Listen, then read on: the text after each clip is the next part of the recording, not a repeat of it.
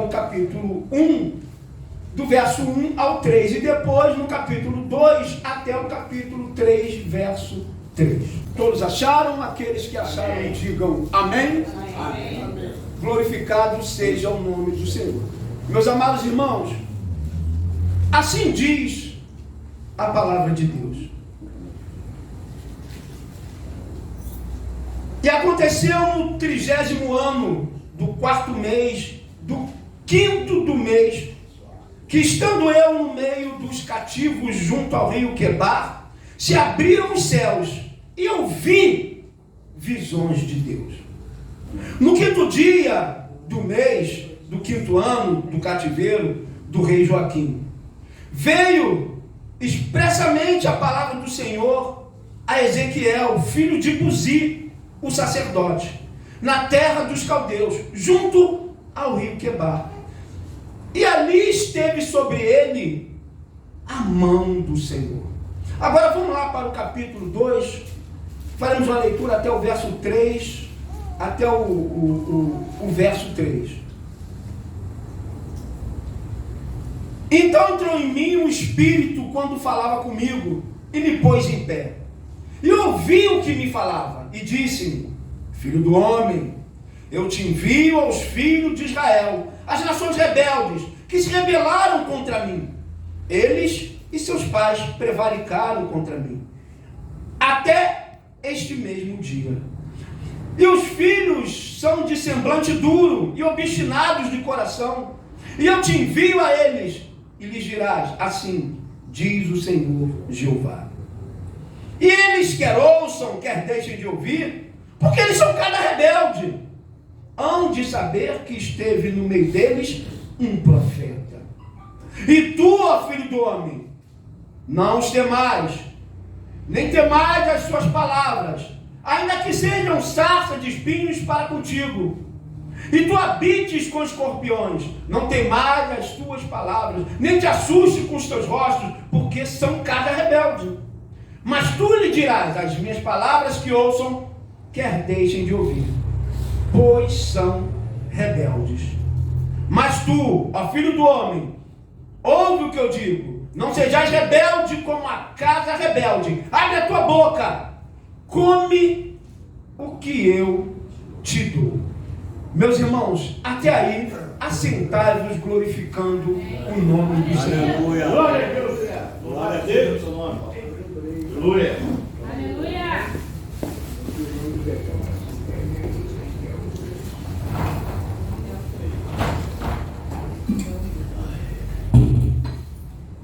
Meus irmãos,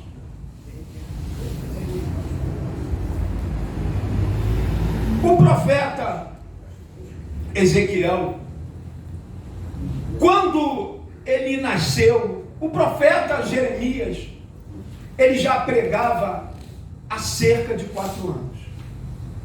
Ezequiel nasceu mais ou menos em torno do ano 622 a.C.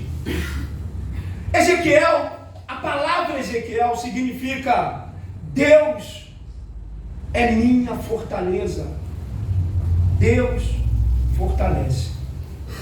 Mas aqui no verso 3, nós vemos que temos a informação que Ezequiel era filho de Buzi. E Buzi, na verdade, significa desprezado. Desprezado por Jeová. Então, olha só, eu já aqui.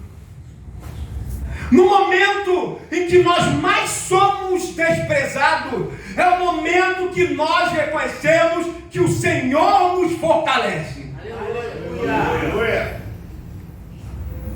E nós temos também a informação que Ezequiel era filho de um sacerdote. Então Ezequiel nasceu para ser sacerdote. Só que para ser sacerdote, não era a pessoa acordar de manhã e falar: não, eu quero ser um sacerdote. Eu vou ser um sacerdote. Existem alguns critérios que deveriam ser respeitados para o sacerdócio. O primeiro critério, ele deveria ser um levita. obrigatoriamente tinha que ser da tribo de Levi. Não bastava simplesmente ser filho de sacerdote. Ele deveria ser da tribo de Levi. E não somente da tribo de Levi, para se tornar sacerdote, ele teria que ser do tronco de Arão.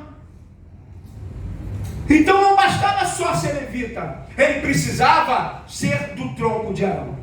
Mas não só ser um levita, ser do tronco de Arão, mas um sacerdote, ele não poderia ter defeitos físicos. Ele não poderia ter braço quebrado, ele não poderia ter as pernas quebradas, ele não poderia ter doenças de pele. Por quê? Ele deveria ser perfeito, porque ele apontava para a figura perfeita que é Cristo Jesus. Meus amados irmãos, a palavra do Senhor nos diz que o sacerdote, ele só começava o seu ministério sacerdotal aos 25 anos de idade. Ele dava início ao seu ministério sacerdotal aos 25, só que ele não começava a exercer o sacerdócio aos 25 anos de idade, ele só exercia o sacerdócio aos 30 anos de idade. Cristo começou o seu sacerdócio com 30 anos de idade. Aleluia. E nós vemos que existe um interregno de 5 anos. Mas pastor, o que esse homem fazia dos 25 aos 30 anos de idade? Pastor, eu não preciso estudar, eu não preciso vir para a escola bíblica. Eu acho até que isso é perda de tempo. Não preciso fazer seminário, nada disso. Eu acho que a gente tem que ter o manto. Isso que importa. Para ser sacerdote, a gente precisa ter um manto. Engano, meus irmãos. É por isso que nós vemos o que vemos na internet. O sacerdote, durante esses 5 anos, ele estudava, e ele estudava muito. Ele passava 5 anos estudando. O sacerdote, ele tinha que estudar veterinária. Ele tinha que entender, pastor William, de animais.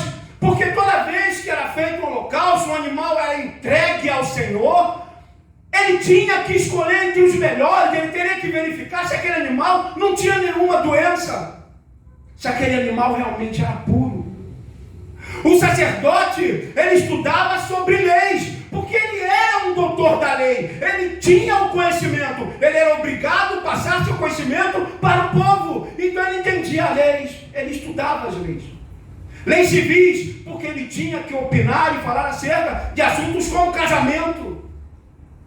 Lei penal, processual penal, porque ele é quem julgava. A última palavra cabia ao sacerdote. Então o sacerdote, ele estudava e estudava muito. Ele era um advogado, ele era também um médico, ele tinha que entender de doenças, porque à época, só doença de pele, só lepra, havia mais de 30 tipos, algumas curáveis e outras não curáveis. Então é ele que detectava e identificava leproso. Esse homem está leproso. E era ele também que deveria dar a chancela quando aquele homem se curava. Nós bem lembramos que quando Cristo cura aqueles leprosos, ele fala, vai lá e se apresenta ao sacerdote. É o sacerdote que deveria dar a chancela para aqueles homens. Então nós vemos que o sacerdote, ser sacerdote, não era uma coisa assim tão simples. Ser sacerdote requeria alguns requisitos. Requeria muito estudo, requeria um preparo para isso. E agora a palavra nos diz que no 30º dia do mês, estando no meio dos cativos, junto ao rio Quebar. Meus irmãos, o que acontece? No ano de 622, Nabucodonosor invade Jerusalém e leva muitos cativos, mas ele leva simplesmente os principais, os nobres, e é nisso que Daniel também vai. Mas depois, agora, Nabucodonosor, ele retorna novamente, ele retorna e leva mais de 10.000 homens cativos, e agora Ezequiel está indo para o cativeiro. E nesse momento ele vai nos relatar que ele está ali à margem do rio Quebar, nasce na condição de cativo. E está na hora dele iniciar o sacerdócio dele. Está na hora dele iniciar a sua obra sacerdotal. Mas ele é impedido, ele não pode, porque agora ele está cativo. Ele está no cativeiro. Ele não tem utilidade nenhuma para aquele povo. Lá era um povo pagão. O que você sabe fazer? Sei acender o candelabro, sei fazer sacrifício, sei... Isso aí não importa. Aqui não tem nada disso. Então Ezequiel era casado e ele estava agora ali às margens do rio Quebar, impedido de exercer seu sacerdócio. Ele estava ali com nuvens negras sobre ele. Ele estava ali num momento de trevas e escuridão. Não poderia dar prosseguimento ao seu chamado. E é neste momento que o mais impressionante acontece. Porque o Senhor vira esse jogo. O Senhor muda essa história. Meus irmãos, o que eu quero dizer para vocês? Eu quero dizer que num momento de mais angústia, num momento de mais sofrimento, num momento que não parece haver saída na sua vida, num momento que está tudo obscuro, o Senhor pode transformar a sua vida. O Senhor pode fazer mudanças. Aleluia. E a palavra de Deus, ela vai dizer que no versículo 4, ele olhou e viu um vento tempestuoso que vinha do norte e uma grande nuvem, como um fogo revolver-se em resplendor. O que nós estamos falando aqui? Ezequiel, nesse momento, ele olha para o norte. E o que ele vê? Um vento tempestuoso, em algumas outras versões, uma tempestade. Ao norte ficava a Babilônia. Então, na verdade, o que ele está vendo é o juízo de Deus vindo na sua direção. Na verdade, ele está vendo o que está precedendo, o que irá acontecer com o povo em Jerusalém. E olha que ele está lá na Babilônia. E quem prega lá em Jerusalém é Jeremias. Meu Deus. Papai. E ele vê esse vento tempestuoso vindo em sua direção. Olha o que o verso 5 diz: e no meio dela saiu a semelhança de 4 animais. E esta era a sua aparência, tinha a semelhança de um homem, e cada um tinha 4 rostos. Olha a visão que o profeta teve. Ele viu aquele vento intempestuoso vindo em sua direção, e no meio desse vento vinha 4 seres viventes. Cada ser vivente tinha 4 rostos. Cada ser vivente tinha 4 aparências. Tinha a aparência de um homem. Tinha a aparência de um boi. Tinha a aparência de águia. E tinha também a aparência de leão. O que o profeta está vendo aí? Na verdade, essa é uma expressão dos 4 evangelhos. Porque no livro de Mateus, o rosto de Cristo é um rosto de leão. No livro de Marcos, o rosto de Cristo se assemelha ao rosto de boi. No livro de Lucas, o rosto de Cristo se assemelha a um rosto de um homem, que é o homem perfeito. E no livro de João, o rosto de Cristo é um rosto de águia, que é a figura do próprio Deus. Aleluia. É, papai. Mas ele não vê só isso. A palavra diz que ele também vê rodas que vão girando em todas as direções, uma por dentro da outra. Ele vê rodas se movimentando como se fosse um caleidoscópio, para cima, para baixo, para os lados, em todas as direções. E o que isso está dizendo ao profeta? O Senhor está dizendo para ele: Assim como esta roda, eu estou em todos os lugares ao mesmo tempo. Eu estou em cima, eu estou embaixo, eu estou dos lados, eu estou em todas as direções. Eu estou aqui no cativeiro contigo, eu estou lá em Jerusalém. Meus irmãos, o Senhor está conosco em todo lugar. E o profeta tem essa visão. Ele vê aquelas rodas girando em vários sentidos, em várias posições, ao mesmo tempo. Meus amados, e agora, no capítulo 1, no verso 28, nós vemos que o profeta, ele vê um arco. A Bíblia fala que, como o aspecto de um arco, que aparece na nuvem, no dia de chuva. Esse arco, na verdade, ele está falando sobre um arco-íris. O profeta vê um arco-íris. E é a terceira vez que nós vemos na Bíblia a palavra arco-íris. A primeira vez aconteceu após o dilúvio. Após o dilúvio, Noé olha e ele vê um arco-íris. Ele vê esse mesmo arco. Esse mesmo arco, ele é descrito no livro de Apocalipse, no capítulo 4, no verso 3. E ele precede as tempestades que virão. Mas Ezequiel, ele está vendo esse arco-íris no meio da tempestade. Então, olha só. Olha o que o Senhor está nos dizendo essa noite.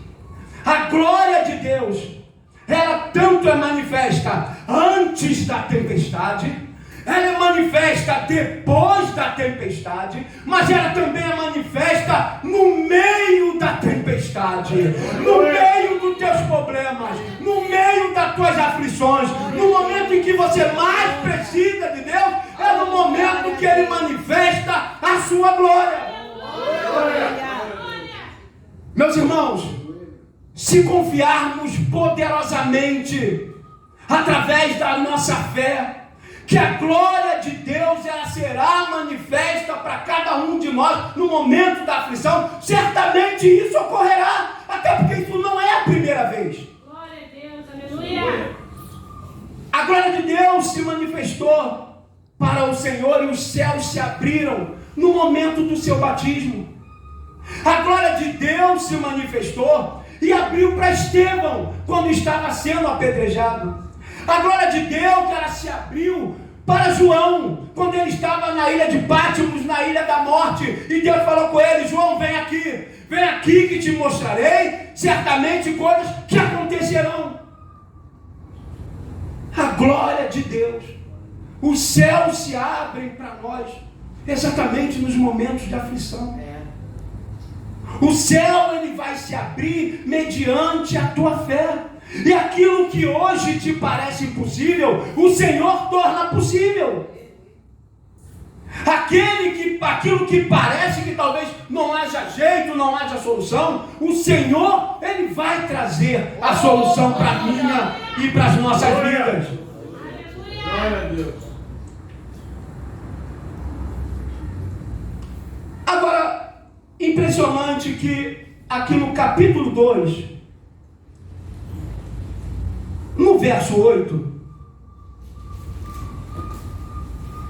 o Senhor, ele vai falar para Ezequiel: mas tu, ó filho do homem, ouve o que eu te digo, não sejas rebelde como a cabra rebelde, abre a tua boca e come o que eu te dou. Então vi, e eis que uma mão se estendia para mim, e eis que nela estava um rolo de livro, e estendendo diante de mim, ele estava escrito por dentro e por fora, e nele se achavam escritos lamentações, suspiros e ais. O que está acontecendo aqui? O que está acontecendo aqui? O Senhor chama Ezequiel e fala para Ezequiel: Ezequiel, não é mais importante só que você leve a mensagem, que você pregue a minha palavra. Você precisa sentir o que você está pregando. Você precisa sentir dentro das suas estranhas. Você precisa viver. Você precisa vivenciar aquilo que você fala. livro. E o Senhor dá um livro para que Ezequiel coma. A palavra diz que é um rolo, e certamente um rolo de pergaminho, e ele estava escrito por dentro, por fora. E Ezequiel pega e come esse livro. E ele diz que o livro é como sabor de mel. Tem gosto de mel. Meus irmãos, não é a primeira vez que o Senhor age dessa forma, porque com Oséias ele fez a mesma coisa. Ele fala para Oséias: Oséias, esse povo é infiel. Oséias, esse povo está me traindo. Eu estou me sentindo como se fosse um marido traído. Oséias, para que você interprete isso para esse povo, você vai se casar com uma prostituta, você vai se casar com uma mulher infiel, e você vai sentir na carne o que é ser traído. E agora o Senhor faz a mesma coisa com Ezequiel. Ezequiel, alimenta as tuas entranhas. Come desse livro. Come o livro. E a partir deste momento agora, ele deve praticar alguns atos simbólicos. O livro de Ezequiel, ele nos diz que Deus dá 10 atos simbólicos para que Ezequiel passe a exercer a partir daí então. Ou seja, ele não vai só mais pregar, ele vai representar ao povo aquilo que ele está sentindo na carne. Então, a partir do capítulo 4, Ezequiel, o Senhor fala para ele: Ezequiel, constrói uma maquete de Jerusalém. Constrói uma maquete. E Ezequiel vai e constrói essa maquete representando a cidade de Jerusalém. E o Senhor fala para Ezequiel: e eu vou te amarrar. Você vai ser amarrado. E você vai ser todo amarrado, e você vai se deitar no chão. Você vai ficar 390 dias do lado esquerdo, e depois vai se virar e ficar mais 40 dias do lado direito. E isso vai representar para este povo o que é ser atacado por um exército inimigo. Isso vai significar para esse povo o que é ser levado como cativo. Isso vai significar para esse povo o que eles vão passar nas mãos do caldeus. E você vai ficar ali, amarrado, 390 dias para o lado esquerdo e 40 dias para o lado direito, porque o povo há de sentir o que é estar cativo. E assim Ezequiel o faz. Mas ainda no capítulo 4, o Senhor fala para Ezequiel: você fará um pão. Você fará um pão de cereais. E sabe como é que você vai preparar esse pão? Com esterco humano. E aí o profeta chia: mas Senhor, esterco humano? Eu sou um profeta, eu nunca coloquei algo impuro na minha boca. E aí Deus fala para ele: tá bem, eu vou quebrar o seu galo aqui. Ao invés de esterco humano, você vai usar esterco de vaca. Meus irmãos, olha como é que é difícil ser profeta. Olha como é difícil ser profeta. E o Senhor fala para ele: esta cidade vai ser toda ela sitiada. As pessoas morrerão de fome, as pessoas morrerão de sede. Vai ser pânico e terror na vida de todos vocês. E vocês vão cometer atos de quais as próprias mães comerão seus próprios filhos que morrerão. Então por isso come esse pão, porque vocês irão se alimentar de coisas impuras. Come o pão. E o profeta está ali para comer aquele pão. Pão com esterco de vaca. E aí eu não sei de onde as pessoas tiram tantas profecias agradáveis, né, bicho? Só coisa que nos agrada, né? Satisfaz o nosso ego. Nós ficamos felizes. Mas No capítulo 12,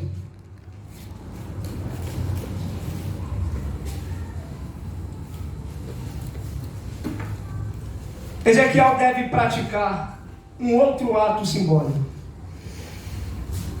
Ele deveria tirar a mobília de dentro da sua casa, fazer um buraco na parede com as próprias mãos e passar essa mobília pelo buraco. O Senhor está falando: sai depressa, bota nas costas tudo aquilo que você puder carregar, faz um buraco e joga essas coisas pelo buraco. O Senhor está querendo dizer para ele: vocês vão ter que sair correndo às pressas, vocês não vão ter tempo de levar nada, vocês não vão poder carregar nada daqui, a cidade vai estar toda ela sitiada, os caldeus vão tomar a cidade, os caldeus vão profanar a cidade, vocês vão ser escravizados. Sai, Ezequiel, sai com as tuas coisas nas costas, sai com essa mobília, faz um buraco na parede, escava com as próprias mãos. E o profeta tem que fazer isso. E o profeta assim fez. Existe um outro ato simbólico que ele está aqui no capítulo 24, a partir do verso 15. Capítulo 24, a partir do verso 15 ao 21. Pode pegar? Meus irmãos, talvez esse seja o pior de todos os atos simbólicos que o Senhor manda Ezequiel representar para o povo. O povo precisa sentir na carne. O profeta, ele precisa sentir as suas próprias palavras. O profeta precisa vivenciar tudo aquilo que ele está profetizando. Então aqui no capítulo 24, vamos fazer uma leitura rápida do verso 15 ao 21. Talvez esse seja o pior ato profético que o profeta vai ter que fazer.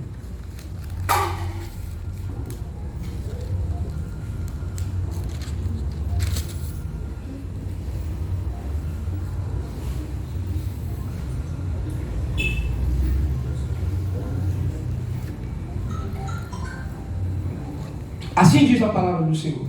Vê a minha palavra do Senhor dizendo: filho do homem, eis que tirei de ti o desejo dos seus olhos, em outras versões, a delícia dos teus olhos, de um golpe. Mas não lamentarás, não chorarás, nem te correrão as lágrimas. Refreia teu gemido, não tomarás luto por mortos. Ata o teu turbante, mete nos pés os teus sapatos, e não te rebuçarás. E o pão dos homens não comerás.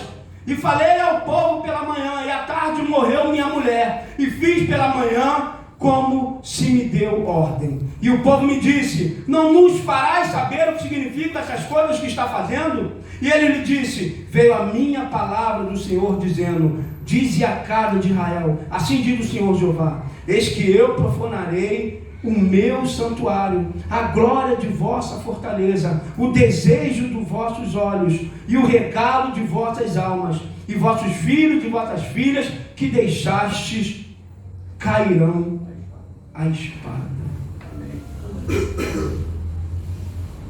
Pastor, eu não compreendi muito bem isso aí. Então eu vou simplificar de uma forma muito simples. O Senhor chama Ezequiel e diz: filho do homem, para que este povo saiba o que vai ser estar cativo, estar sitiado, você vai precisar representar isso da seguinte forma: eu matarei a tua mulher, tirarei a vida da tua mulher. Imagina isso, pastor William. Deus se chamar e falar: eu vou tirar a vida da tua mulher, eu vou matar a tua mulher, e você não vai chorar, tu não vai derramar nenhum pranto. A única coisa que você vai fazer é gemer, e geme baixo, geme baixo, geme baixo. Esse povo vai entender E o profeta disse que a vida da mulher dele foi tirada. E tu não vai chorar.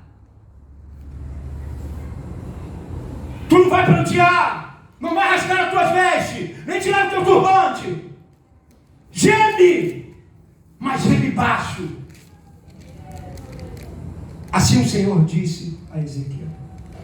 Esse talvez, de todos os atos simbólicos que ele deveria representar, talvez esse seja o pior. Porque o Senhor disse: eu vou tirar, Ezequiel, a delícia dos teus olhos. Porque o templo é a delícia dos olhos dele. Eles não cultuam a mim, eles cultuam o templo. Eles não me adoram, eles adoram o templo. Então eu vou tirar o templo das mãos deles. Eu vou deixar que os caldeus invadam o templo, destruam o templo, profanem o templo. O templo vai ser destruído. E eles precisam entender. Então não chora. Não chora. Eu acredito que de todos os atos proféticos, talvez esse seja o pior. Talvez esse seja o pior deles. Meus amados irmãos, mas nós temos um Deus que Ele é um Deus de amor. Ele acredita na nossa regeneração, Ele acredita na nossa recuperação. Ele acredita que nós somos capazes de nos arrepender verdadeiramente. O arrependimento. E com isso vem a regeneração. Aquele povo era um povo idólatra. Eles adoravam outros ídolos. Mas o Senhor, o tempo todo, Ele acreditava no seu povo. E aí a redenção nos vem no capítulo 37. O capítulo 37, ele vai descrever a grande misericórdia de Deus para com todos nós. Olha o que diz a palavra de Deus. Veio sobre mim a mão do Senhor, e o Senhor me levou em espírito e me pôs no meio de um vale que estava cheio de ossos, e me fez andar ao redor deles. E eis que eram muitos numerosos sobre a face do vale, e estavam sequíssimos. E me disse: filho do homem, poderão viver esses ossos? E eu disse: Senhor, tu sabes. Então me disse: profetiza sobre esses ossos, e diz-lhes: ossos secos, ouve a palavra do Senhor. O Senhor então pega Ezequiel e conduz ele a um vale de ossos secos. E o interessante é que Deus coloca ele exatamente no meio do vale. E o sacerdote, o homem de Deus, ele não pode tocar em pessoa morta, ele não pode tocar em morto. E o Senhor coloca ele no meio do vale. E a palavra diz que depois o Senhor coloca ele para andar ao redor daqueles ossos. O que eu entendo aí, que o profeta, ele tem que ter a visão de dentro, mas o profeta também precisa ter a visão de fora. Ele tem que olhar, ele tem que enxergar em todas as direções, tanto quem está dentro, quando está dentro. Eu acho que ele, na verdade, está fazendo uma analogia ao povo dele, ao povo da igreja, mas também ele deve andar por fora, ao redor daqueles ossos, o povo de fora. Então eu vejo que a igreja de Cristo também precisa de restauração. Meu Deus. Glória a Deus. A igreja de Deus precisa ser restaurada. Tanto quanto aqueles que estão fora. E o profeta, ele começa a rodar ao redor daqueles ossos. E o Senhor pergunta a ele: filho do homem, você acredita que esses ossos possam ressuscitar? E Ezequiel responde: o Senhor bem sabe, Senhor. O Senhor bem sabe. E o Senhor fala para ele: então profetiza para esses ossos. Profetiza. Profetiza, profeta. Profetiza para Epade. Profetiza para Betel. Profetiza para poder tirar a sequidão daqueles que estão mortos dentro da igreja. Aleluia. Profetiza. Porque eles não estão secos, eles estão sequíssimos. Parecem que perderam a vida. Oh, aleluia. Existem pessoas que vêm para a igreja, parece que vêm pelo automático. Vêm porque já estão habituados a vir. Mas por dentro parece que estão secos, bispo Haroldo. Parece que sofrem de sequidão. E o Senhor está falando, profetiza. Profetiza sobre essas pessoas, essas vidas que estão secas. E o profeta então profetiza sobre esses ossos. E ele diz que ele começa a ouvir um barulho, começa a haver um rebuliço, e aqueles ossos começam a juntar. Aqueles ossos começam a se encaixar, tendões, nervos, músculos, ossos, tudo começa a se encaixar novamente, cada qual no seu osso. Mas aqueles ossos ainda não têm vida. Então Deus fala para o profeta, profetiza ao Espírito, coloca vida agora nesses ossos. E o profeta profetiza no Espírito, e aqueles ossos então ganham vida. Então o que eu consigo enxergar? Eu consigo enxergar que o Senhor, Ele quer nos trazer vida. O Senhor, muitas vezes, Ele está vendo o que está acontecendo dentro do nosso coração. Deus esquadrinha o coração de cada um de nós.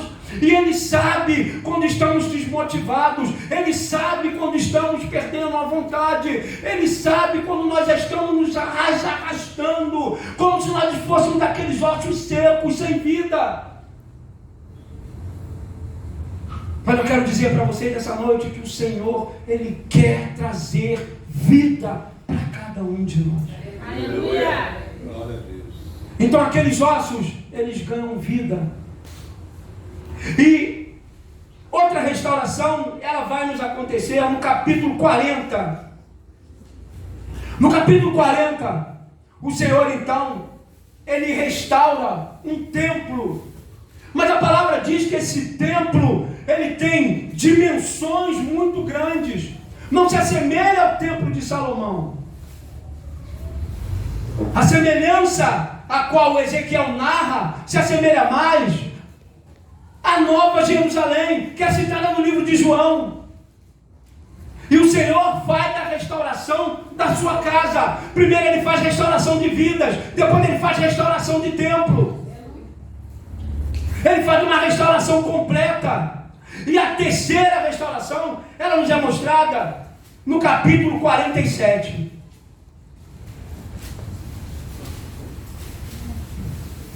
No capítulo 47, Ezequiel, ele vê uma água que brota por trás do altar. Ele vê uma água que vai saindo, um rio que vai saindo por detrás do altar.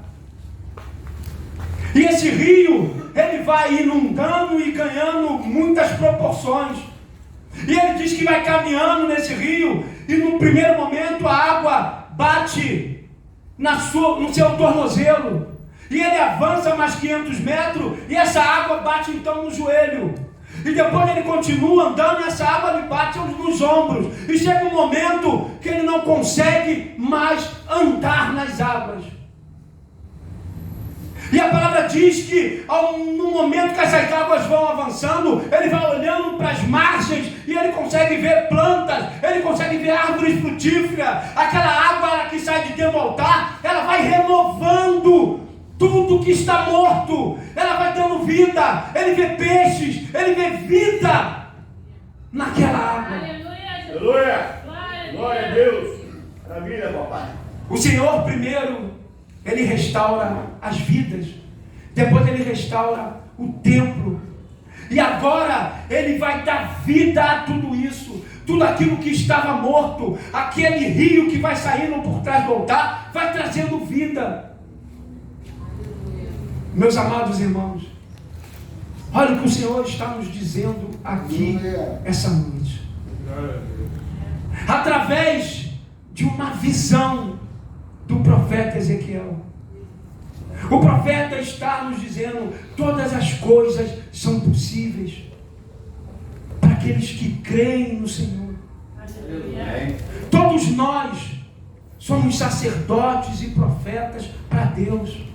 Todos nós somos usados pelo Senhor para trazer vida, para restaurar, para trazer a vida àquilo que porventura se encontra morto.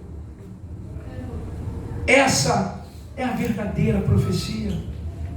Esse é o verdadeiro chamado daquele que tem o dom, o poder de falar com o povo e levar a mensagem a Deus. E falar com Deus e levar a mensagem ao povo. Este é o sacerdote.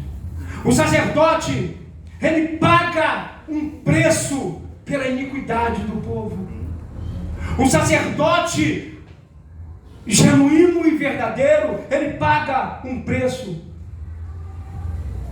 pelo pecado que o povo comete diante dos olhos de Deus. Aleluia. Porque ele não usa só a sua palavra, ele na verdade ele sente dentro dele aquilo que o Senhor está passando, porque ele é um Deus santo. E toda ofensa que nós cometemos, estamos cometendo contra um Deus santo. Nós ofendemos a santidade de Deus, que é um dos seus maiores atributos. A Bíblia se refere como o maior atributo de Deus, porque ela repete 3 vezes esse atributo. Ela diz: o Senhor é santo, santo, santo. É o único atributo de Deus que é repetido 3 vezes na Bíblia. A sua santidade. Glória a Deus, aleluia. Então as nossas iniquidades, a iniquidade do povo, tanto os que estão dentro como fora da igreja, ofendem diretamente a santidade de Deus.